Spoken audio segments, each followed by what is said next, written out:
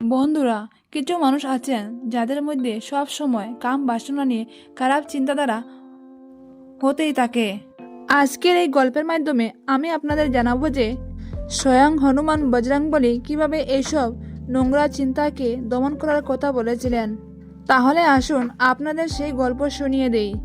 তার আগে যারা হনুমানজির ভক্ত তারা কমেন্ট বক্সে জয় শ্রী হনুমান বলে একবার জয়ধ্বনি দিন।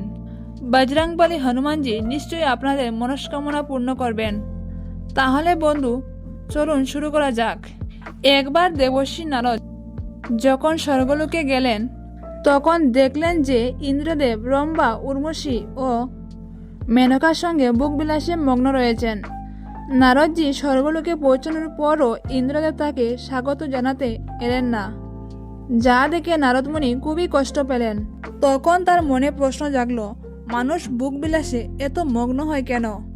তিনি ভাবলেন, এমন কেউ যদি থাকে যে কখনো এই সমস্ত বুকবিলাসে মগ্ন হয়নি, সেই শুধুমাত্র সঠিক উত্তর দিতে পারবে। তখনই তার মনে পড়ল মহাদেবের পরম ভক্ত স্বয়ং হনুমান, যিনি কখনো এই সমস্ত মোহমায়ায় বন্দী হননি। তিনি সারা জীবন ধরে ব্রহ্মচারী ছিলেন। তখন দেবর্ষি নারদ এক মুহূর্ত দেরি না করে স্বর্গলোক ত্যাগ করলেন এবং সোজা হনুমানজির কাছে পৌঁছালেন। তখন হনুমানজি গভীর তপস্যায় নিমগ্ন ছিলেন। নারদজি পৌঁছানোর পর হনুমানজি চোখ খুললেন এবং বললেন, হে নারদ মুনি, আপনি আজ আমার কাছে এসেছেন।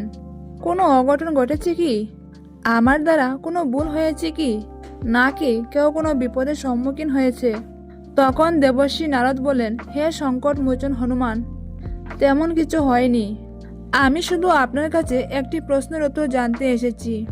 তখন হনুমানজি বললেন, বলুন দেবর্ষি নারদ, আপনার কি প্রশ্ন? নারদ মুনি বললেন, হে সংকট মোচন হনুমান, আপনি আজ পর্যন্ত কোনো নারীকে স্পর্শ পর্যন্ত করেননি, কখনো বুক বিলাসেও লিপ্ত হননি। আমি যখন স্বর্গলোকে পৌঁছালাম তখন ইন্দ্রদেব আমার সঙ্গে দেখা করতেও এলেন না। তিনি এতটাই বুকবিলাসে মগ্ন ছিলেন। তাই তখন আমার মনে আসলো, মানুষের মনে এই কাম বাসনা কেন আসে আর কিভাবে এগুলি দমন করা যায়। তখন মহাবলী হনুমানজি বললেন, হে দেবর্ষি নারদ, যদি এটি আপনার প্রশ্ন হয় তাহলে এর উত্তর আমি আপনাকে অবশ্যই দেব। তবে এর আগে আপনাকে একটি গল্প শুনতে হবে। তখন নারদজি বললেন, ঠিক আছে হে সংকট মোচন হনুমান, আমি আপনার গল্প মনোযোগ দিয়ে শুনব এবং পরে সমস্ত বৈকুণ্ঠ লোকে এর বিশ্লেষণ করব। এরপর হনুমানজি গল্প বলা শুরু করলেন। হনুমানজি বললেন, হে দেবর্ষি নারদ, একবার এক যুবক এক মহর্ষির কাছে এসে বলল, হে গুরুদেব, আমার মনে এত নোংরা চিন্তা ভাবনা কেন আসে?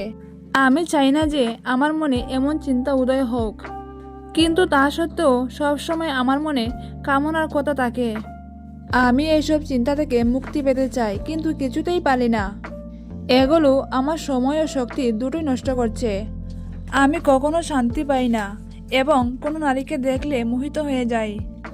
আমি নিজেকে সংযত রাখতে পারি না। মহর্ষি তখন একটু হাসলেন এবং বললেন, তুমি কি জানো কাম বাসনা আসলে কি? যুবক তখন উত্তর দিল, গুরুজি, আমি জানি না কাম বাসনা আসলে কি, তবে এইটুকু জানি যে এটি একটি খুব খারাপ বিষয়। তখন গুরুজি বলেন, প্রথমত তোমাকে বুঝতে হবে যে প্রাকৃতিকভাবে আমাদের যা কিছু আছে তা কিন্তু অপ্রয়োজনীয় নয়।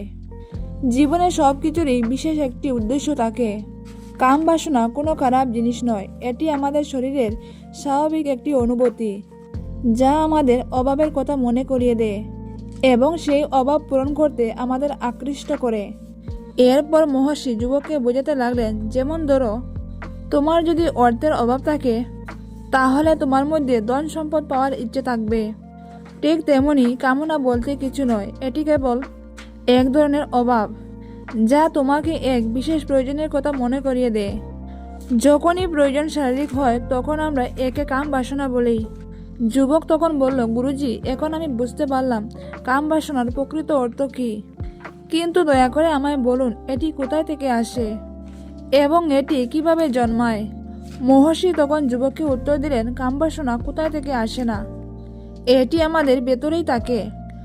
আর এটি থাকারও দরকার, কারণ এর মাধ্যমে মানব জাতির বিস্তার ঘটে।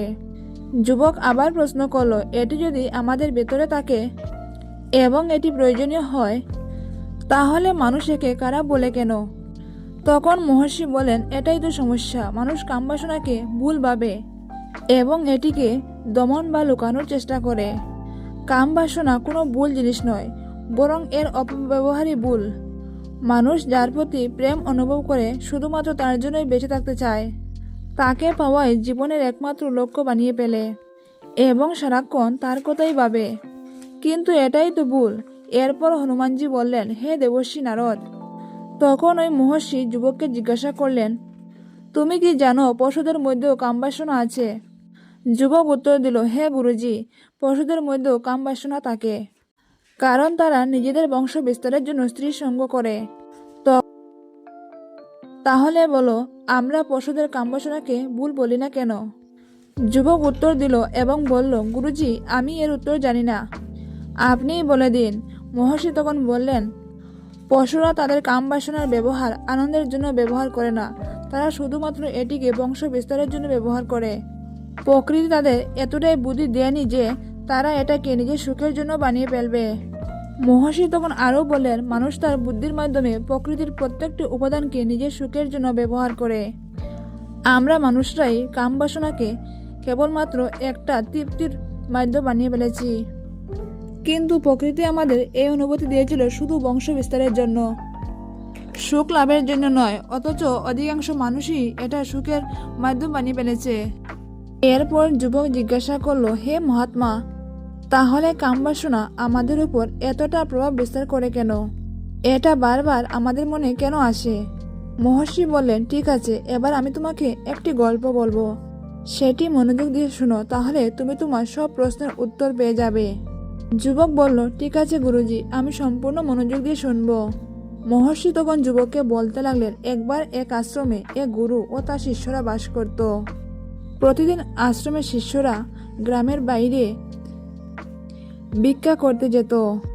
ওই আশ্রমের এক শিষ্য প্রতিদিন যে গ্রামে ভিক্ষা নিতে যেত, তার পথে একটি নদী ছিল। একদিন সে দেখল এক যুবক একটি গাছের আড়ালে দাঁড়িয়ে আছে। শিষ্য সেই যুবকের কাছে গিয়ে জিজ্ঞাসা করলো, ভাই, তুমি এই গাছের আড়ালে কেন দাঁড়িয়ে আছো এবং তুমি এখান থেকে লুকিয়ে লুকিয়ে কি দেখছো? গাছের আড়ালে থাকা যুবক বলল, তোর চোখে কি কিছুই পড়ছে না? আমি কি দেখছি তা বুঝতে পারছিস না? শিষ্য তখন নদীর দিকে তাকিয়ে দেখলো, সেখানে কিছু যুবতী নদী থেকে জল সংগ্রহ করছিল। শিষ্য তখন বলল, ভাই, ওখানে তো কিছু মেয়েরা জল নিচ্ছে, এতে লুকিয়ে দেখার কি আছে? তখন সেই যুবক উত্তেজিত হয়ে বলল, ওরে পাগল, ঠিক মতো দেখ, কি সুন্দরভাবে ওরা নদী থেকে জল তুলছে। তাদের কোমল দেহের সুন্দরের বাহারটা একটু দেখ, কলস তুলতে গিয়ে তাদের শরীর কিভাবে বাঁকছে, আর দেখ তাদের চুল কোমরে পড়ে দুলকাচ্ছে, যেন সৌন্দর্যের জন্য বইছে। শিষ্য তখন আবার নদীর দিকে তাকালো। এতক্ষণ পর্যন্ত তার মনে কোনো প্রভাব পড়েনি, কিন্তু এবার সে মুগ্ধ হয়ে তাকিয়ে রইল। শুরুতে তার মনে কোনো ভয় বা সংশয় ছিল না, কিন্তু ধীরে ধীরে সে নিজেই লুকিয়ে দেখতে শুরু করলো। ঠিক তখনই সে ভিতর থেকে কেঁপে উঠল। মনে হলো তার আত্মা যেন তাকে ধিক্কার দিচ্ছে। সে নিজেকে বলল, এ আমি কি করছি? এটা তো একদম ভুল। সে ভাবলো, আমার এখান থেকে চলে যাওয়া উচিত, এবং সে দ্রুত এখান থেকে চলে আশ্রমে চলে গেল। মহাবলী বজরংবলীর বর্ণনা চলতেই থাকলো। হে দেবর্ষি নারদ, সেই শিষ্য আশ্রমে ফিরে এসে নিজের কাজকর্মে মন দেওয়ার চেষ্টা করলো, কিন্তু সে যা দেখে এসেছে সেই দৃশ্য বারবার তার চোখের সামনে আসতেই চলেছে। সেগুলোর জন্য এক স্বপ্নের মতো বেশি উঠতে লাগলো। তার মন বারবার সেই মুহূর্তগুলোর দিকে ছুটে যেতে চাইছিল। কোনো কাজেই সে একাগ্রতা রাখতে পারছিল না। পরের দিন সকালে সে ভিক্ষার জন্য তাড়াতাড়ি বেরিয়ে পড়ল, কিন্তু তার উদ্দেশ্য ছিল সেখান থেকে নদীর পাশে যাওয়া, যেখানে সে আগের দিন গিয়েছিল।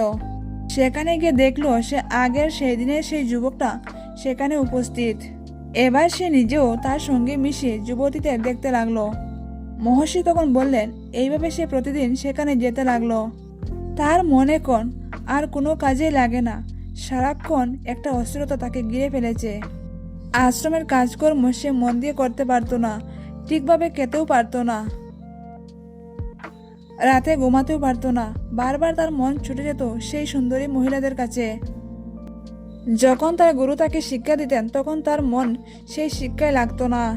দিনের পর দিন তার এই অবস্থার পরিবর্তন না দেখে অবশেষে তার গুরু বিষয়টি বুঝতে পারলেন। একদিন গুরুর সন্দেহ হলো এবং তিনি তার শিষ্যকে নিজের কাছে ডেকে পাঠালেন। হে শিষ্য, আজ থেকে আমিও তোমার সঙ্গে ভিক্ষা করতে যাব।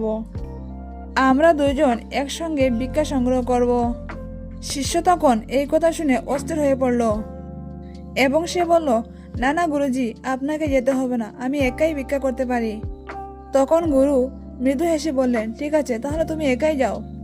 যেই না গুরুদেব এই কথা বললেন, শিষ্য দ্রুত আশ্রম থেকে বেরিয়ে গেল। কিন্তু সে বুঝতে পারেনি গুরুদেব তার পেছনে পেছনে গোপনে অনুসরণ করেছিলেন।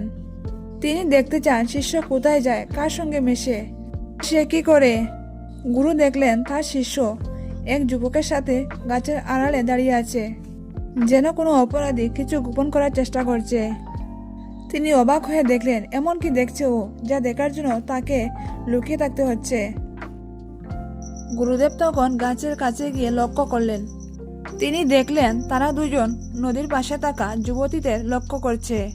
তখন গুরু সেখানে দাঁড়িয়ে জুড়ে বলে উঠলেন, যে শিষ্য, তুমি কি দেখছো? গুরুর কথা শুনে শিষ্য চমকে উঠল। সে ভয় আর লজ্জায় কাঁপতে শুরু করলো।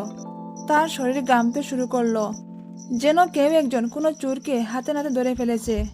সে এতটাই স্তব্ধ হয়ে গেল যে সে কোনো উত্তর দিতে পারল না, এমনকি গুরুর চোখের দিকে তাকানোর সাহসও পেল না। গুরু তখন শিষ্যর দিকে তাকিয়ে বলেন, আমার শিষ্য তো আগে নির্ভীক ছিল, সে তো কোনো কিছুতেই ভয় পেত না, কিন্তু আজ দেখছি তুমি ভয়ে কাঁপছো। শিষ্য লজ্জায় মাথা নিচু করে বলল, গুরুদেব, আমাকে ক্ষমা করুন, আমার কোনো দোষ নেই। এই যুবকেই আমাকে ভুল পথে টেনে এনেছে, কিন্তু আমি প্রতিজ্ঞা করছি আজ থেকে আমি আর এমন কাজ কখনো করব না। গুরু তখন মৃদু হেসে বললেন, কোনো সমস্যা নেই, তবে একটা কথা মনে রেখো, আমরা যেমন সঙ্গ করি তেমনই আমাদের মন গড়ে ওঠে। ভালো সঙ্গ রাখলে ভালো চিন্তা আসে, আর খারাপ সঙ্গ রাখলে খারাপ চিন্তা আসে। তাই সবসময় ভালো সঙ্গ বেছে নিও। এরপর গুরু ও শিষ্য আশ্রমে ফিরে গেলেন এবং নিজেদের কাজের দিকে মনোযোগ দিতে লাগলেন। শিষ্য যে পথে প্রতিদিন যেত সেই পথ এখন এড়িয়ে চলতে লাগলো এবং অন্য পথ ধরে চলাফেরা করতে লাগলো। সে নিজের কাজে মন দিলেও ধীরে ধীরে তার মধ্যে ক্রোধ জমতে লাগলো। সে অল্পতেই রেগে যেত, সব কিছুতে বিরক্ত হতো। এখন সে ঠিক সময়ে খেতও না, খাবারও খুব কম খেত। একদিন রাত্রে গুরু শিষ্যর কাছে আসলেন এবং বললেন, আচ্ছা বলো তো, তুমি কতবার নিজের প্রতিজ্ঞা ভেঙেছ? এই কথা শুনে শিষ্য গুরুর পায়ের কাছে পড়ে গেল এবং কান্নায় ভেঙে পড়ল। সে কাঁদতে কাঁদতে বলল, গুরুদেব, আমি অনেকবার প্রতিজ্ঞা ভঙ্গ করে ফেলেছি, বারবার চেষ্টা করি কিন্তু পারি না। আমার মন আমার আয়ত্তে থাকে না। আমি অনেক চেষ্টা করি যেন এই খারাপ চিন্তাগুলো আমার মাথা থেকে বেরিয়ে যায়, কিন্তু কিছুতেই পারছি না। তখন গুরু শিষ্যকে বললেন, চলো আমার সঙ্গে। গুরু তখন শিষ্যকে আশ্রমের বাগানে নিয়ে গেলেন এবং বললেন, দেখো, এখানে কয়েকটি ছোট ছোট নালা রয়েছে, যার মধ্য দিয়ে নদীর জল এই গাছগুলোর কাছে পৌঁছাচ্ছে। এই জল অবিরাম বয়ে চলেছে, তুমি কি এই জলের প্রবাহ থামাতে পারবে? শিষ্য তখন আত্মবিশ্বাসের সঙ্গে উত্তর দিল, হ্যাঁ গুরুজি, আমি থামাতে পারবো। এরপর সে কিছু মাটি হাতে নিয়ে নালায় ফেলে দিল। জল কিছুক্ষণ আটকে গেল, কিন্তু কিছুক্ষণ পর আবার উপর দিয়ে প্রবাহিত হতে লাগলো। গুরু একটু মৃদু হেসে বলেন, আরে এটা কি হলো? তুমি তো বলে জল আটকাতে পারবে, তাহলে তোমার জল দেখি থামলও না। শিষ্য এবার আরো কিছু মাটি ও পাথর এনে নালায় ফেলে দিল। এতে কিছু সময়ের জন্য জল আটকালো, কিন্তু কিছুক্ষণ পর সেই পাথরের উপর দিয়ে জল আবার বেয়ে যেতে লাগলো। গুরু বলেন, আচ্ছা এবার কি হলো? জল তো আবারও বয়ে যেতে লাগলো। তুমি কি সত্যি এটাকে সম্পূর্ণরূপে বন্ধ করতে পারবে না? শিষ্য বলল, গুরুজি, চিন্তা করবেন না, আমি এবার নিশ্চিতভাবে জল আটকাবো। সে এবার একটি বড় পাথর এনে নালার মধ্যে রেখে দিল। এবার জল সম্পূর্ণরূপে আটকে গেল। শিষ্য তখন আনন্দিত হয়ে বলল, দেখলেন তো গুরুজি, আমি বলেছিলাম না যে জল আমি আটকাতে পারবো, আমি আমার কথা রেখেছি।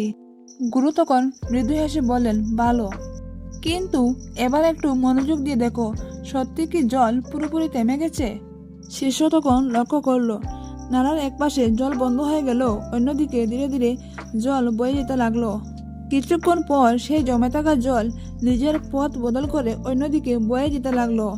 গুরু বললেন, দেখলে, তুমি ভেবেছিলে তুমি জলের প্রবাহ থামিয়ে দিয়েছ, কিন্তু প্রকৃতপক্ষে জল নিজের জন্য পথ তৈরি করে বেরিয়ে যাচ্ছে। গুরুজি তখন শিষ্যকে বুঝালেন, তোমার সঙ্গে তো এমনটাই হচ্ছে। তুমি বারবার চেষ্টা করছো, কিন্তু তোমার প্রতিবারের চেষ্টাই ব্যর্থ হচ্ছে। এটা বারবার ঘটবেই, তুমি যতই মাটি আর পাথর রাখো, জল ঠিকই তার জন্য নতুন পথ তৈরি করে নেবে। এই কথা শুনে শিষ্য গুরুজিকে বলল, তবে কি আপনার কাছে এমন কোনো উপায় নেই যাতে করে আমি এই অপবিত্র চিন্তা ভাবনাগুলিকে একবারে দূর করতে পারি, যাতে এগুলো আমার মনে আর না আসে? গুরু তখন শিষ্যকে একটি নদীর কাছে নিয়ে গেলেন, যেখান থেকে বাগানের জন্য জল আসছিল। তিনি শিষ্যকে দেখে বলেন, এই জল এই নদী থেকেই বাগানে যাচ্ছে। যদি আমরা এখান থেকে সেই পথ বন্ধ করে দেই তাহলে তো জল আর বাগানে যেতে পারবে না। এরপর শিষ্য অনেক পরিশ্রম করে নদী থেকে বাগানে যাওয়ার জল পাথর ও মাটি দিয়ে বন্ধ করে দিল।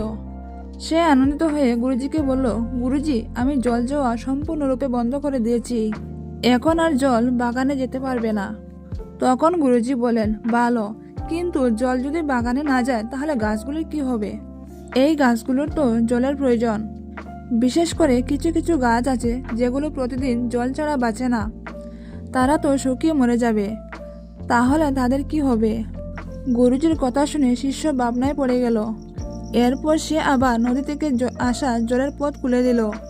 গুরুজি এবার শিষ্যকে প্রশ্ন করলেন, আচ্ছা, আমরা যদি পুরো নদীর জল বাগানের দিকে ছেড়ে দেই তাহলে কি হবে? শিষ্য জবাব দিল, গুরুজি, তাহলে তো বাগানের সব গাছ মরে যাবে, সেখানে কিছুই টিকে থাকবে না। গুরু তখন মৃদু হাসলেন এবং বললেন, আমি তোমাকে দিয়ে যা করালাম, তুমি কি তা বুঝতে পেরেছ? তুমি কি উপলব্ধি করতে পেরেছ যে আমাদের কোনো কিছুই সম্পূর্ণরূপে থামানো উচিত নয়, বরং সব কিছুর মাঝে ভারসাম্য বজায় রাখা উচিত? কম জল পেলেও গাছ নষ্ট হয়, আবার বেশি জল পেলেও গাছ নষ্ট হয়। আমাদের জীবনও ঠিক এমনই, এটি কেবলমাত্র ভারসাম্যের মাধ্যমেই টিকে থাকে। এরপর গুরুজি শিষ্যকে বললেন, আচ্ছা, যদি আমি তোমাকে বলি তুমি আমের কথা একদমই চিন্তা করো না, তাহলে তোমার মনে প্রথমে কোন ছবি ফুটে উঠবে? শিষ্য বলল, গুরুজি, আমার মনে সবার আগে আমের ছবি বেশি উঠবে। গুরুজি তখন বললেন, দেখলে, যখন আমরা কোনো কিছু চিন্তা করতে মানা করি তখন সেটা আমাদের মনে আরো শক্তভাবে জায়গা করে নেয়। ঠিক তেমনি যখন আমরা খারাপ চিন্তাগুলোকে জোর করে দমন করতে যাই তখন সেগুলো আরো বেশি শক্তিশালী হয়ে আমাদের মনে প্রবেশ করে। তাই কখনো আমাদের এগুলিকে দমন করার চেষ্টা করা উচিত নয়। এরপর গুরুজি শিষ্যকে আরও বোঝাতে লাগলেন, অশুভ চিন্তাগুলো আমাদের মনে অনেক সময় খারাপ সঙ্গীর কারণে হয়ে থাকে। অনেক সময় আমাদের মধ্যে কামনা বাসনার ইচ্ছা থাকে না, কিন্তু অশ্লীল বা নীতিহীন লোকেদের সংস্পর্শে এসে আমাদের মনে এগুলো গভীরভাবে গেঁথে যায়। শিষ্য তখন মাথা নিচু করে বলল, গুরুদেব, আপনি সত্যি বলেছেন, আমি আমার সঠিক পথ থেকে বিচ্যুত হয়ে গিয়েছিলাম। মহর্ষি সেই যুবককে আরও বললেন। সেই শিষ্য সেদিন রাতে গভীর শান্তিতে ঘুমালো। পরের দিন সে মনোযোগ সহকারে তার সব কাজ করল এবং সকাল হলে সে বিজ্ঞানীতে আবারও সেই পথে চলল, যেখানে প্রতিদিনের মতো আজও সেই যুবক গাছের আড়ালে লুকিয়ে সেই তরুণী মেয়েদের দেখছিল। শিষ্য নদীর কাছে পৌঁছালো, যেখানে মেয়েরা জল নিচ্ছিল। সে তাদের কাছে জল চাইলে তাদের একজন তাকে জল দিল। জল পান করার পর শিষ্য সেই নারীর চরণ স্পর্শ করল। তিনি শিষ্যকে আশীর্বাদ করলেন, তোমার মঙ্গল হোক। এই আশীর্বাদ শুনে শিষ্যের মনে এক অদ্ভুত ইতিবাচক শক্তিতে ভরে গেল। তার মুখে এক প্রশান্ত হাসি ফুটে উঠল, যেন সে জীবনে কোনো হারানো মূল্যবান বস্তু আবার ফিরে পেয়েছে। সে আনন্দ চিত্তে নিজের পথে চলতে শুরু করলো। ঠিক তখনই পিছন থেকে সেই যুবক এসে হাজির হলো। সে প্রতিদিনের মতো আজও সেই গাছের আড়ালে লুকিয়েছিল।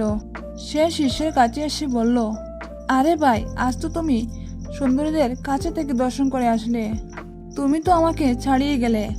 শিষ্য তখন শান্তভাবে বলল, আমরা সারা জীবন শুধু অন্যদের দর্শন করতেই ব্যস্ত থাকি, কিন্তু কখনো নিজের দর্শন করি না। তুমি আর কতদিন এই গাছের আড়ালে লুকিয়ে থাকবে? যদি কাউকে সত্যি পছন্দ করো তবে তাকে জানিয়ে দাও। যদি সেও তোমাকে পছন্দ করে তাহলে বিয়ে করে সংসার করো। তবে তার আগে নিজেকে কিছু করো, নিজের আসল পরিচয় খুঁজে বের করো। এইভাবে সময় নষ্ট করো না। এরপর থেকে সেই যুবক প্রতিদিন শিষ্যর সঙ্গে দেখা করতে আসতো। ধীরে ধীরে সেও নদীতে যাওয়া ছেড়ে দিল এবং নিজের জীবনে কিছু অর্জন করার জন্য সংগ্রাম শুরু করলো। এইভাবে একজন মহর্ষি জ্ঞান একজন পথহারা যুবককে সঠিক পথে ফিরিয়ে আনলো। আর এক গুরু তার শিষ্যের মন থেকে কামবাসনার মোহ দূর করে দিলেন। এরপর মহাবলী বজরংবলী বললেন, হে দেবর্ষি নারদ, এখন নিশ্চয়ই তুমি সবকিছু বুঝতে পেরেছ যে একজন মানুষকে কামবাসনা ও অপবিত্র চিন্তা থেকে মুক্তি পাওয়ার জন্য কি করা উচিত। দেবর্ষি নারদ উত্তর দিলেন, হে পবনপুত্র বজরংবলী হনুমান, আমি এখন আপনার কথা সম্পূর্ণ রূপে বুঝে গেছি। প্রিয় বন্ধুরা, সঙ্গ পরিবর্তন করো, তোমার চিন্তা ভাবনা এমনি পরিবর্তন হবে। যখন তোমার মনে খারাপ চিন্তা আসবে তখন নিজেকে দোষারোপ করো না, বরং সেই চিন্তাগুলির মধ্যে ভারসাম্য আনতে শেখো এবং নিজেকে চিনতে চেষ্টা করো। বন্ধুরা, একটা কথা আছে, সৎসঙ্গে স্বর্গবাস আর অসৎসঙ্গে সর্বনাশ। এই কথাটি আমরা যদি মাথায় রাখি তাহলে আমাদের জীবনে অনেক সময় অসৎসঙ্গের প্রকোপ থেকে আমরা বাঁচতে পারি। যদি তুমি খারাপ পরিস্থিতিতেও হাসতে পারো তবে তুমি জিতে গেছো। যন্ত্রণা থেকে পালিয়ে যেও না। একদিন যন্ত্রণাই তোমার জীবনের বড় শিক্ষক হবে। কারোর উন্নতি দেখে ঈর্ষা করো না, শিক্ষা নাও, তাহলে তোমারও উন্নতি হবে। অন্যের বলা কটা শব্দ দ্বারা কখনো ব্যঙ্গে পড়ো না। নিজের কাজের দ্বারা শব্দগুলো বদলে দাও। তোমার চেষ্টা কেউ দেখবে না যতদিন না তুমি সফল হও। আর প্রতিটি সফলতার পিছনে এই চেষ্টাই রয়েছে।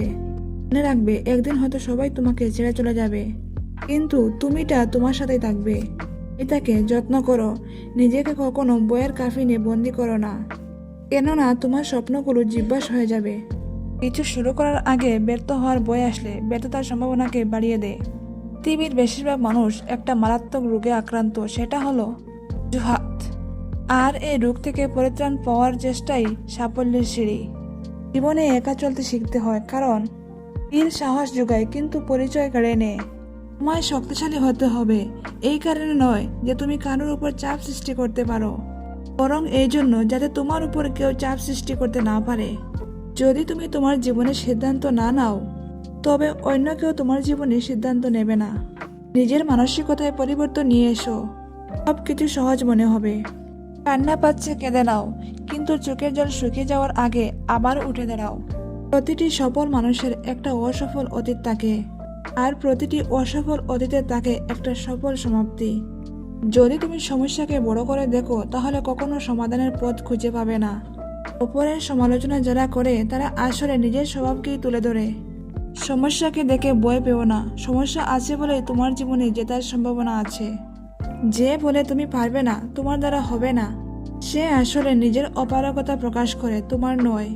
নিজেকে কখনো নিরাশ হওয়ার অনুমতি দিও না। যারা ভয় পেয়ে পালিয়ে যায়, সাফল্য তাদের জীবনে কখনো আসে না। এভারেস্ট জয় কিংবা ছোট কোনো কাজ শুরুটা হয় কিন্তু কোনো একটা পদক্ষেপ দিয়ে। এই পদক্ষেপ নাও। কিছু মানুষ কেবল সফলতার স্বপ্ন দেখে, আর কিছু মানুষ তাকে বাস্তবে রূপ দিতে প্রতিনিয়ত চেষ্টা করে। ভয় পাওয়াটা কোনো সমস্যা নয়, ভয় পেয়ে থেমে যাওয়াটাই সমস্যা। যে তোমাকে ব্যঙ্গ করতে দাও, দেখবে একদিন তুমি তার গর্বের বিষয় হয়ে উঠবে। তুমি অন্যের লেখা গল্পের চরিত্র হও না, নিজের গল্প নিজেই লেখো। সাফল্যের রাস্তা অনেক লম্বা হলেও শীর্ষে পৌঁছে দৃশ্যটা খুবই সুন্দর হয়। অপরের ভুল থেকে শিক্ষা নাও, সমালোচনা করো না, কারণ সমালোচনা তোমাকে তার মতোই আরেকটা ভুল পথে নিয়ে যাবে। নতুন কিছু করতে চাইলে মুখে বলো না, করে দেখাও। কেউ যখন সাথে নেই তখন সামনের কুলাফতকেই আপন করে নিতে হয়। সব শেষে এই কথাটি মনে রেখো, শুধু জল দিয়ে স্নান করলে শরীরের ভাব বদলানো যায়, দাম দিয়ে স্নান করলে ইতিহাস বদলানো যায়। একদিন সবাইকে দুনিয়া ছাড়তে হবে, কিন্তু এমন কাজ করো যাতে দুনিয়া তোমায় ছাড়তে না পারে। উক্তিগুলো ভালো লাগলে ভিডিওতে অবশ্যই একটা লাইক করে তোমাদের বন্ধুদের শেয়ার করে দাও, আর অবশ্যই তোমাদের মতামত কমেন্ট বক্সে জানিয়ে দাও। আর আমার চ্যানেলে নতুন হয়ে থাকলে সাবস্ক্রাইব করে আমার পাশে থাকো। ভিডিওটি এতক্ষণ পর্যন্ত দেখার জন্য আপনাদের অসংখ্য অসংখ্য ধন্যবাদ।